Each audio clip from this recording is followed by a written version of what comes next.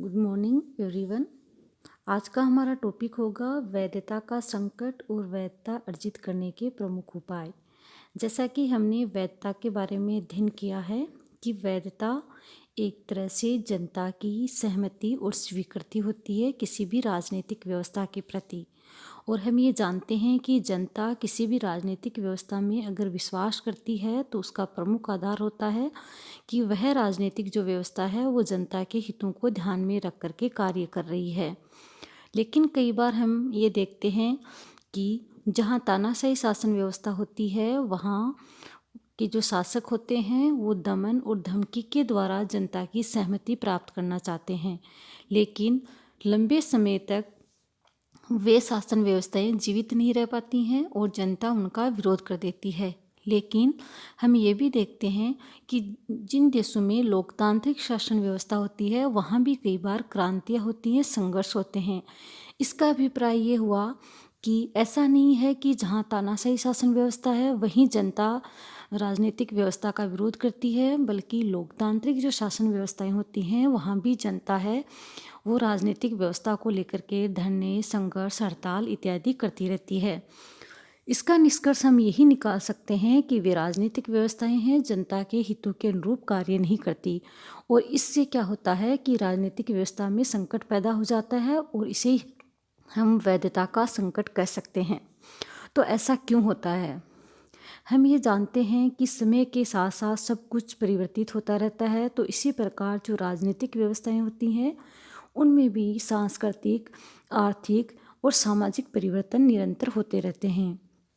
अगर कोई राजनीतिक व्यवस्था समय के अनुसार अपने आप में चेंज करती है तो वह वैधता बनी रहती है, लेकिन किसी राजनीतिक व्यवस्था ने अपने आप को समय के अनुरूप नहीं ढाला है तो वहाँ उस वैधता को संकट पैदा हो जाता है।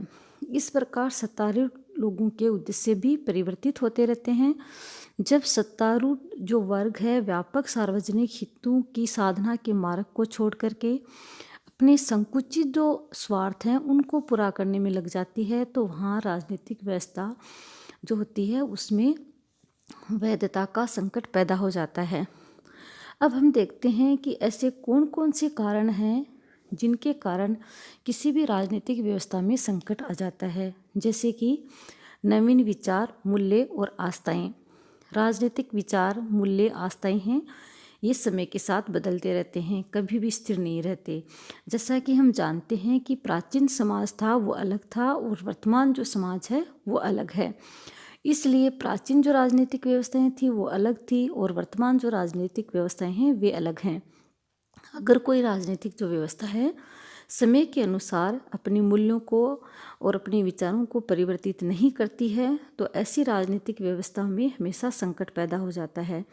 जैसे कि उदाहरण के लिए प्राचीन काल में राजतंत्रात्मक व्यवस्थाएं प्रचलित थी, लेकिन वर्तमान में हम देखते हैं कि लोकतांत्रिक जो व्यवस्थाएं हैं उनका उदय होने लगा है। अगर आज भी कई जगह जहाँ तानाशाही शासन व्यवस्थाएं हैं वो चल पा रही हैं तो धीरे धीरे उनमें भी परिवर्तन होना लाजमी है। अगर वहाँ परिवर्तन नहीं होता है तो वहाँ की जो जनता है वो राजनीतिक व्यवस्था में आस्था नहीं रखती है और वहाँ भी संघर्ष होता रहता है, जिससे कि राजनीतिक व्यवस्था की वैधता पर संकट पैदा हो जाता है। अगला जो कारण है वैधता के संकट का वह है परंपरागत संस्थाओं या समूह के अस्तित्व को संकट। जो राजनीतिक व्यवस्थाएं हैं उनमें वैधता का संकट उस समय भी पैदा हो जाता है जब नवीन परिवर्तित स्थितियों के कारण परंपरागत जो संस्थाएं और जो समूह हैं उनके अस्तित्व को अगर संकट पैदा हो जाता है तो वे अपने अस्तित्व की रक्षा के लिए परंपरागत संस्थाएं और जो समूह होते हैं वे नई संस्थाएं और मूल्यों को अपनाने से इनकार कर देते हैं और ये एक तरह से एक चुनौती पैदा हो जाती है। ऐसी स्थिति में यदि परंपरागत तत्व पर्याप्त शक्तिशाली हैं तो समस्त राजनीतिक व्यवस्था के लिए एक संकट पैदा हो जाता है। जैसे कि उदाहरण के लिए अगर हम समझें तो ईरान के भूतपूर्व शाह द्वारा ईरान को आधुनिकता के मार्ग पर आगे बढ़ाने के लिए कार्य किया जा रहा था, लेकिन वहाँ की परंपरागत जो व्यवस्थाएं हैं क्योंकि वहाँ मुस्लिम समाज ज़्यादा है तो वहाँ के जो मुल्ला हैं, मौलवी हैं, उनके लिए एक संकट पैदा हो गया और उन्होंने एक तरह से राजनीतिक व्यवस्था के सामने ही संकट पैदा कर दिया। अगला जो कारण हो सकता है वह है नवीन गुट एवं समूह में राजनीतिक व्यवस्था का प्रवेश होना। जैसे जैसे आधुनिकता का युग आया है, जैसे जैसे आईटी सेक्टर बढ़ा है, वैसे वैसे जो राजनीतिक व्यवस्थाएं हैं उनकी गति भी बढ़ी है और इन बदलावों के परिणाम स्वरूप राजनीतिक व्यवस्था में नए प्रकार के गुट और भी सक्रिय होने लगे हैं। इन समूह की इच्छा और आकांक्षा राजनीतिक व्यवस्था में एक तरह से सक्रिय रूप से भाग लेना होता है। यदि वे ऐसा कर पाते हैं तो वे राजनीतिक व्यवस्था से जुड़ जाते हैं, लेकिन पहले से इसी राजनीतिक व्यवस्था में कोई पुराना वर्ग जो कि पहले से मौजूद है, उनके लिए नया जो वर्ग आता है, नया जो समूह आता है, वो एक तरह से संकट पैदा कर देता है और उनमें आपस में संघर्ष होता है।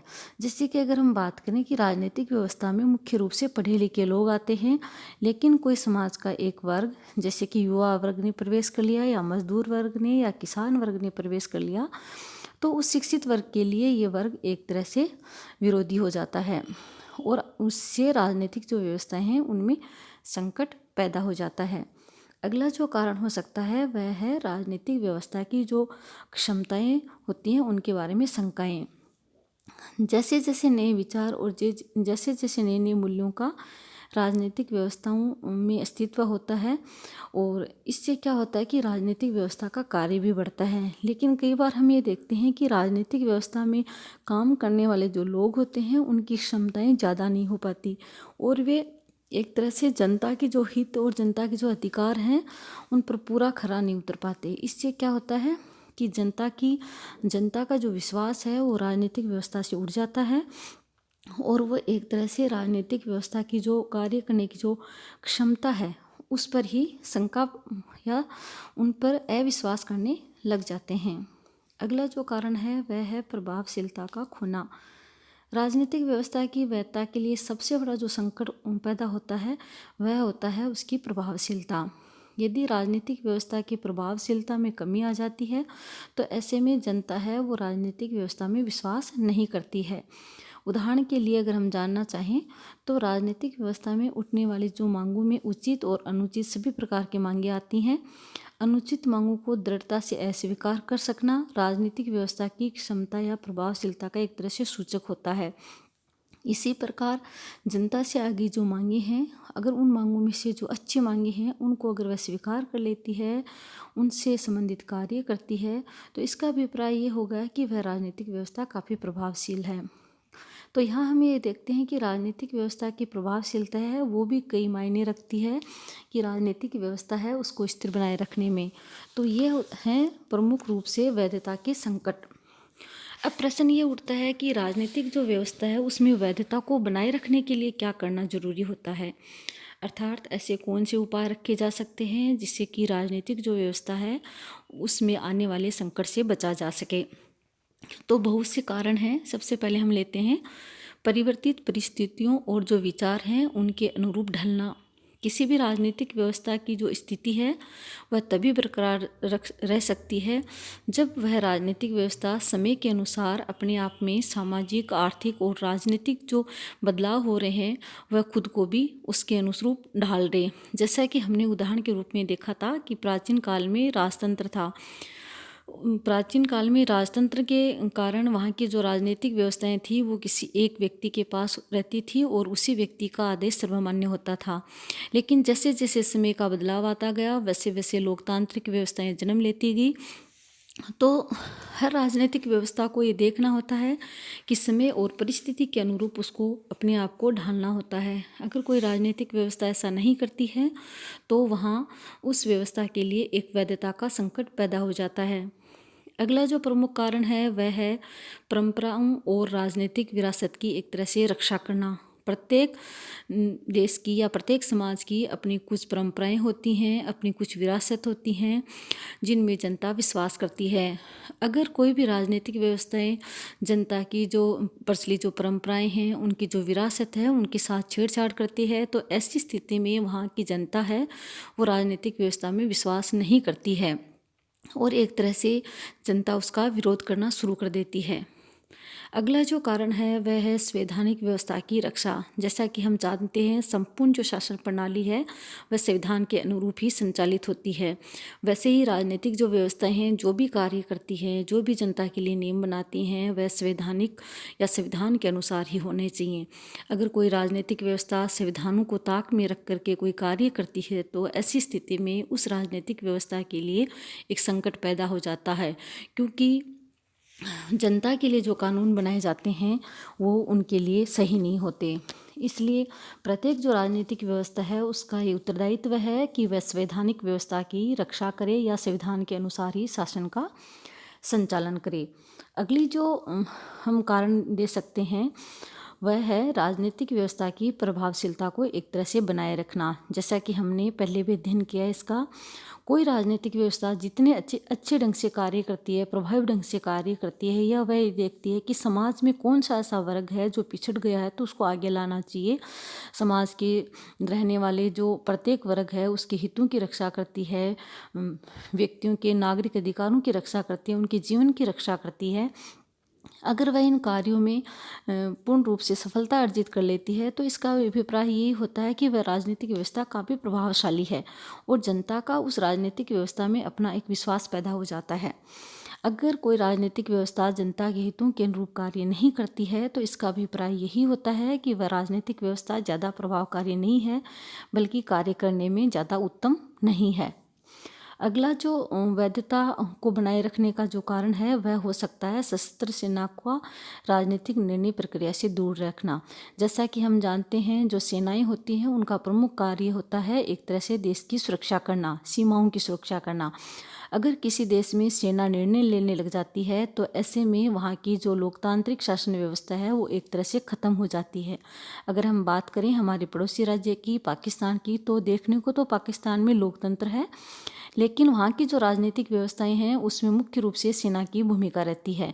और हम ये भी देखते हैं कि वहाँ के जो नागरिक अधिकार हैं वो पूरी तरह से सेना ने हड़प रखे हैं, सेना ही निर्णय लेती है। तो ऐसी स्थिति में वहाँ की राजनीतिक व्यवस्था को कई बार संकट भी पैदा हो जाता है और हमने तख्ता पलट भी वहाँ का देखा है। इसलिए ये हमेशा ध्यान रखना चाहिए कि राजनीतिक व्यवस्था में जो भी निर्णय लिए जाएं उससे सेना हमेशा दूर रहे। अन्य जो कारण हम दे सकते हैं राजनीतिक व्यवस्था में वैधता को बनाए रखने का, वह है विचार विमर्श और सहमति के आधार पर निर्णय होना चाहिए।